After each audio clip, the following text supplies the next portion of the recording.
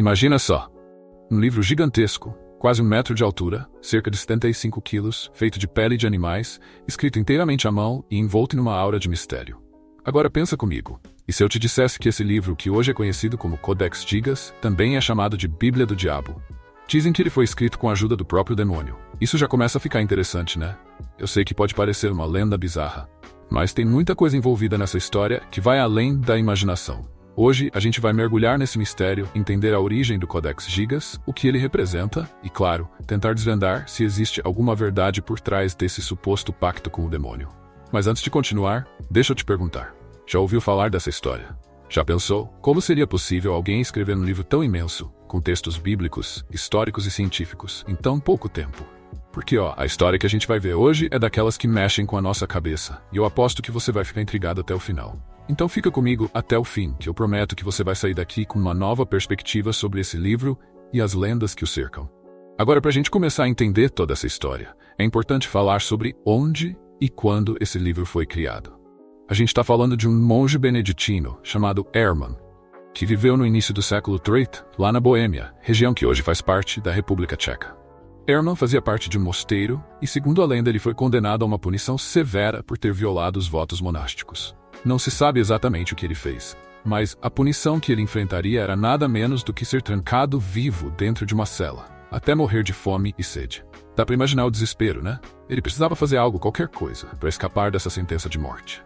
Foi então que Hermann propôs um acordo ousado. Ele prometeu escrever sozinho o maior e mais completo manuscrito já visto pela Igreja, contendo a Bíblia inteira, textos científicos, históricos e médicos.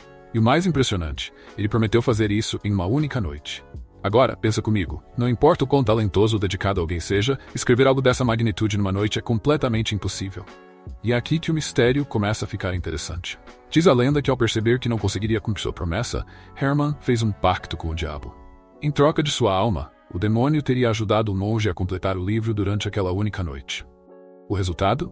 O Codex Gigas, um dos maiores e mais misteriosos livros da Idade Média, que carrega em suas páginas não só textos sagrados, mas também uma ilustração enorme do próprio demônio, ocupando uma página inteira do manuscrito. Agora vamos parar por um momento e pensar. Por que essa lenda é tão fascinante? Talvez seja porque ela mistura elementos religiosos, mistério e até uma certa dose de terror. A ideia de que um monge piedoso, em um momento de desespero, teria recorrido ao demônio é algo que desafia a nossa lógica e, ao mesmo tempo, desperta uma curiosidade incontrolável. Será que realmente existe algo de sobrenatural nesse livro? Ou será que tudo não passa de uma invenção para explicar algo que parecia impossível naquela época? Para a gente entender melhor, vamos dar uma olhada no que o Codex Gigas realmente contém. Ele é dividido em várias seções. Primeiro, temos a Bíblia, completa, tanto o Antigo quanto o Novo Testamento. Mas além disso, o Codex traz textos históricos, como a Crônica dos Boêmios, e textos médicos, que eram considerados avançados para a época. Tem também fórmulas mágicas, rituais de exorcismo e até um calendário de penitências, que orientava os monges sobre como deveriam se purificar de seus pecados. Ou seja, é um compilado de conhecimento medieval, uma verdadeira enciclopédia da época. E isso é curioso, porque mostra que o Codex Gigas não é só um livro religioso. Ele é, na verdade, um reflexo do que as pessoas acreditavam e estudavam naquela época, misturando fé e ciência, tudo em um só volume. Agora, o que realmente deixa as pessoas arrepiadas ao verem o Codex é a famosa ilustração do demônio, que ocupa uma página inteira do livro. É uma figura imensa, com chifres, língua de fora, garras afiadas e uma expressão maligna. O mais intrigante é que essa ilustração aparece bem no meio do livro, logo após uma seção que fala sobre os céus e os pecados. E é aí que muita gente começa a associar essa imagem ao tal pacto que Hermann teria feito com o diabo. Afinal, por que alguém incluiria uma imagem tão assustadora em um manuscrito religioso? Mas vamos deixar um pouco de lado a lenda e olhar para os fatos. Especialistas que estudaram o Codex Gigas de perto descobriram algo muito interessante. A caligrafia do livro é incrivelmente uniforme do início ao fim. Isso significa que ele realmente foi escrito por uma única pessoa. As letras são tão consistentes que parece que o autor manteve o mesmo ritmo e estilo durante todo o processo de escrita. Isso é impressionante, porque a maioria dos manuscritos medievais eram escritos por vários monges, cada um com sua caligrafia, o que gerava variações no texto. No caso do Codex Gigas, não. Tudo aponta para o trabalho de Mossomol, o que, claro, reforça a ideia de que Hermann realmente dedicou sua vida a essa obra. Agora, quanto à questão de ele ter escrito o livro em uma única noite. Bem, isso é bem mais difícil de acreditar. Estudos indicam que, mesmo que Hermann fosse extremamente dedicado e escrevesse todos os dias, ele levaria pelo menos 20 anos para completar o Codex Gigas. Sim, 20 anos. Então, aquele detalhe de escrever em uma noite é claramente um exagero, mas a dedicação desse monge, isso é inegável.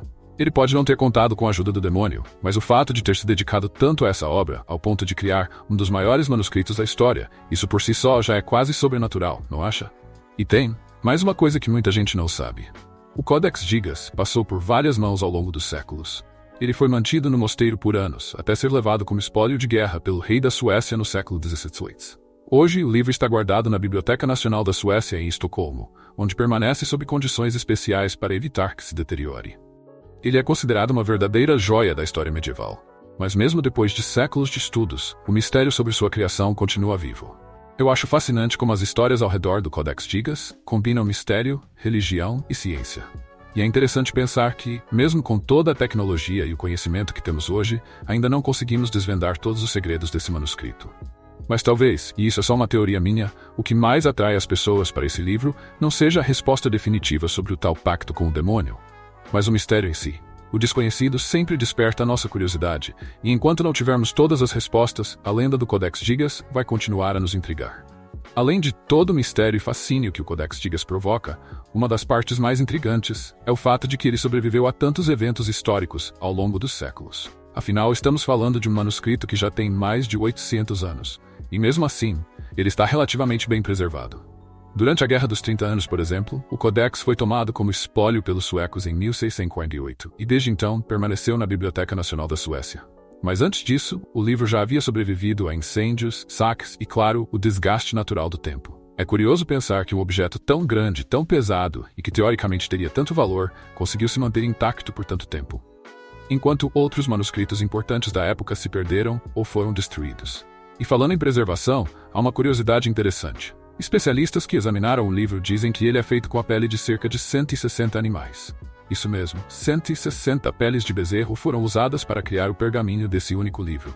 Na Idade Média, esse tipo de material era bastante comum em manuscritos. Mas o volume necessário para o Codex Gigas é realmente impressionante. Além disso, devido ao seu tamanho e peso, o livro dificilmente era transportado, o que pode ter ajudado a preservá-lo. Não era um manuscrito que ficava passando de mão em mão, como outros textos menores.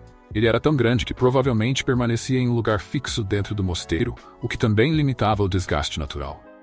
Agora, voltando ao conteúdo do livro, uma das seções que mais intriga historiadores e estudiosos é a parte que contém fórmulas mágicas e rituais de exorcismo. No meio de textos bíblicos e científicos, essas passagens parecem destoar um pouco, o que leva a uma série de especulações. Será que Herman tinha um interesse especial em ocultismo? Ou será que, na época, era comum incluir esse tipo de conteúdo em manuscritos religiosos, como uma forma de proteger os monges e clérigos de possíveis forças malignas?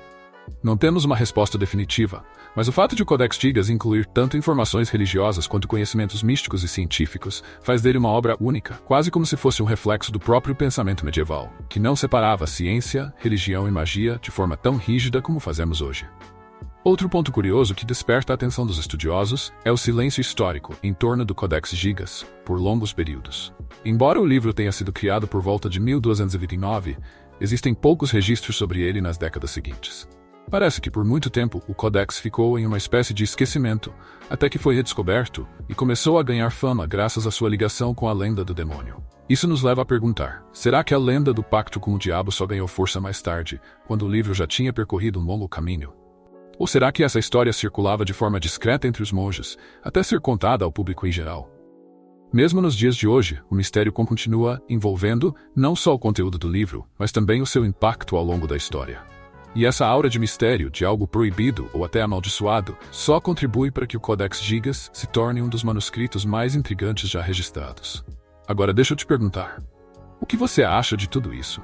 Você acredita que Herman realmente teve uma ajudinha sobrenatural? Ou será que tudo isso não passa de uma lenda exagerada ao longo dos séculos? Eu quero muito saber a sua opinião, então me conta aqui nos comentários.